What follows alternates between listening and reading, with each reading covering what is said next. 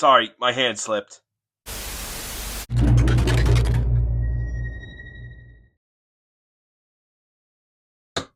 What's going on, everybody?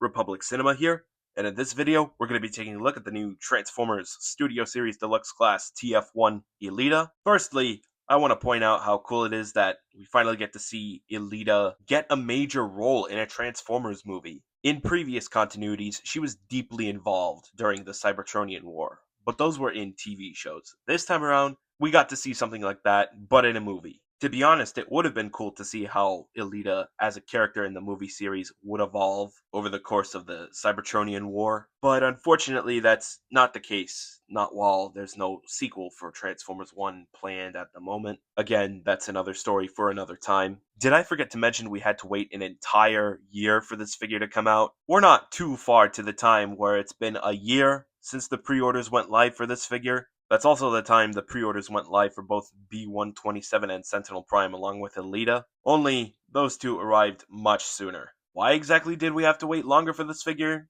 I'm not sure. It's not like they made any changes. Well, anyways, how is this figure, you may ask? Well, before we take a closer look at the figure, let's take a quick look at the packaging. The front of the box showcases an artwork of ELITA in both her robot mode and alt mode. The rest is all words, names, and logos. Same thing for the top. The left side of the box shows a closer look at the artwork for ELITA in her robot mode. The right side of the box shows an extension of the artwork of ELITA from the front. And then lastly, the back of the box showcases a little bit of info of what you get inside, as well as the top left of the back of the box showing a photo of what ELITA looks like in the movie, or at least before she obtained her T-Cog.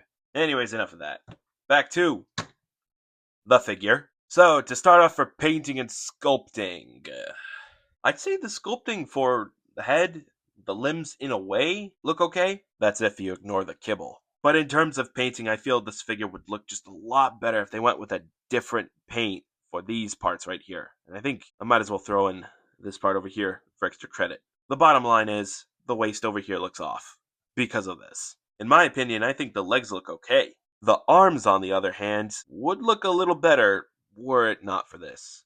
It almost looks as if there was a way to remove them, but I think for all the copies, they kind of just glued this kibble bit together. If only there was a way to remove them. Other pieces of alt mode kibble would be this backpack, and the wheels in between the chest and the backpack. Forgot to mention the backpack is non-removable. If you find this gap over here to be a little annoying, you could actually remove this, remove the backpack from this gray section right here, bring this piece out, which is made of the darker shade of gray, then you can just close it back in, and it does appear to cover up that gap nicely well. Coming to think of it, the kibble on ELITA's arms kind of remind me of those blades that TFP RC had underneath her arms. That's just something I wanted to point out. In terms of QC, the ball joints on the elbows do happen to be a little tight. Same thing with the knees, specifically this hinge joint, because the knee is actually on a double hinge joint, which it shouldn't be. It's supposed to be connected like that, but obviously if you move the knee, it's going to move via this hinge joint and not this hinge joint. Is it a little annoying? Kinda.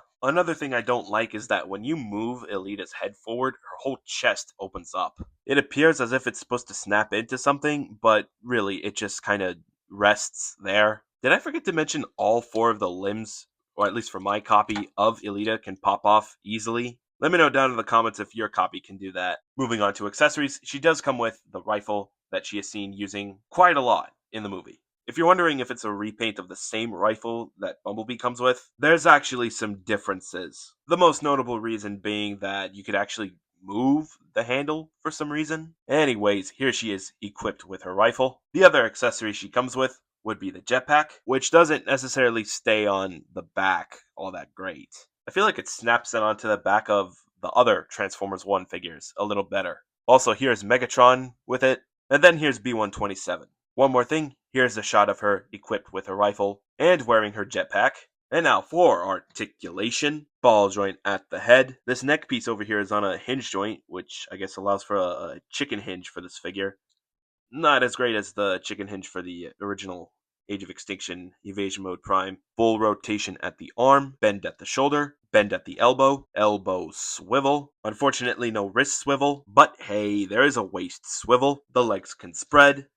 thigh swivel, bend at the knee pad can move up and down. Now for the foot, there's a few instances of articulation, such as this piece right here on a hinge joint. The foot is on a ball joint, which allows the foot to move up and down, side to side, and can also allow the foot to do a full 360 rotation. Oh yeah, the heel can move up and down too. And yeah, there's the articulation for this figure. Thankfully, she has a little more points of articulation than the previous figure I took a look at. Anyways, let's move on to size comparison. YOLO Park TF1 Elita, The Triplets, Rise of the Beasts RC, Bumblebee Movie RC, 86 RC, which I finally ended up getting a copy. Optimus Prime, Megatron, B-127, Sentinel Prime, previously reviewed, Starscream, to compare her alongside some other Wavemates that I've previously reviewed. Here she is next to the KSI Widow, Gamer Edition Thundercracker, 86 Megatron, and lastly, here she is along with the rest of the Studio Series TF1 figures that have been released so far. And after a year, it's kind of a shame that there's only been 6 Studio Series Transformers 1 related figures. By the end of 2023, there were about 14 Studio Series Rise of the Beasts figures, which again was in the same year Rise of the Beasts came out. I look forward to the next batch of Studio Series TF1 figures coming out for 2026. I would like to correct myself on the previous review. There's actually 5 Studio Series TF1 figures coming out instead of 4. I completely forgot to mention the fact that we're getting a Studio Series Orion Pax, aside from, of course, Soundwave, Thundercracker, Alpha Trion, and Arachnid,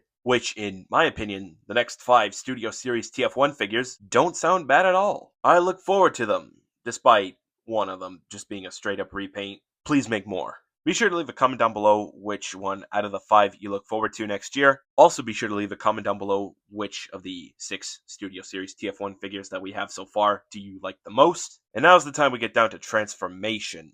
To start off, we're going to take this side from the shoulder pads and then rotate it all the way until you hear a click.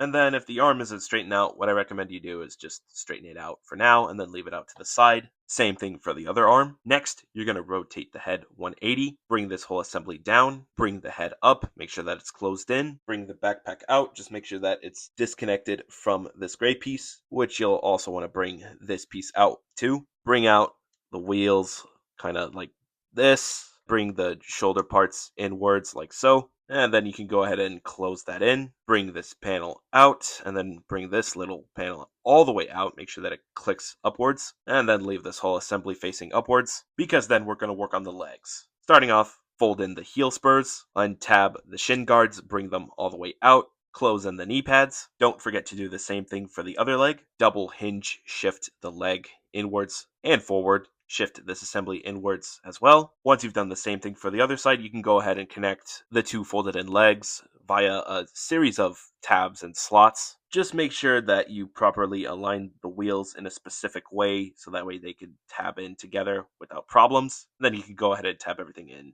After that, bring this down just a bit. After that, you can go ahead and close in the folded arm. Just make sure that this tab pegs in onto that slot like so. Make sure that closes in as well. Once you've done the same thing for the other arm, you can go ahead and bring this whole assembly down. Just make sure that these 2 slots peg onto those 2 tabs and that these 2 slots peg onto these 2 tabs, like so.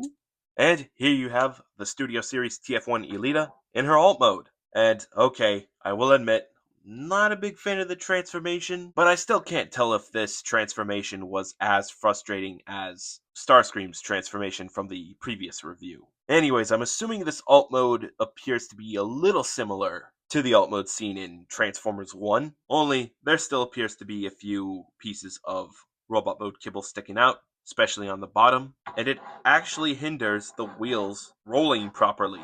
I mean, if you're wondering if these parts aren't supposed to be here, according to the transformation, this is where they end up. Aside from that, I still think the alt mode doesn't look all that bad from a bird's eye view. For accessory storage, the rifle she comes with has a tab which can peg onto the slot over here, and then the jetpack goes on the back like so. I'm not a big fan of how it looks, but nonetheless, here we have Elita's accessories stored in her alt mode. For a brief comparison, here she is alongside Optimus, Megatron, B-127, and then here she is alongside all 4 of them in their alt modes. Originally, I was just going to keep it down to the Autobot side when comparing her alongside other alt modes, but I decided to include Megatron in there because, well, these are the four main protagonists, and I felt it was appropriate to have all of them together in their alt modes. Anyways, I would like to see what D16 and Orion Pax alt modes look like whenever they do get Studio Series figures. I'm not sure if there's going to be any major differences between the alt modes, but I'm sure there's going to be a few. I know we're definitely going to see what Orion Pax's alt mode looks like next year.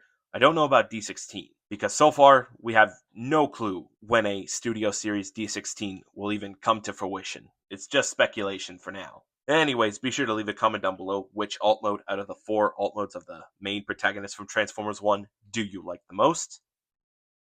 And I think that's pretty much it. I think that's all I had to say for the Transformers Studio Series Deluxe Class TF1 Elita. Overall, I don't know how I feel about this figure. On one hand, she looks alright, I guess. The accessories that she comes with are decent, and she is packed with a little more articulation than her wavemate, the Studio Series Starscream. But on the other hand, specifically around here is a bit of a mess. So is the transformation and the bottom of the alt mode. Personally, I'd only recommend you pick this figure up if you're specifically looking to complete your Studio Series Transformers 1 collection. Otherwise, I don't know what to say. If you're looking to pick her up, she's available over at Amazon. As for if she's available over at retail stores like Target and Walmart, I don't know. But if you have spotted this figure over at Target, Walmart, or even GameStop, be sure to leave a comment down below. And yeah, I guess that'll be it for the Transformers 1 side of the Studio Series figures for this year. As I've said earlier in this review, I look forward to the next batch of Studio Series TF1 figures next year. Also, be sure to leave a comment down below what you guys think of this figure. Do you like her? Are you going to pick her up? Do you not like her? Are you not going to pick her up?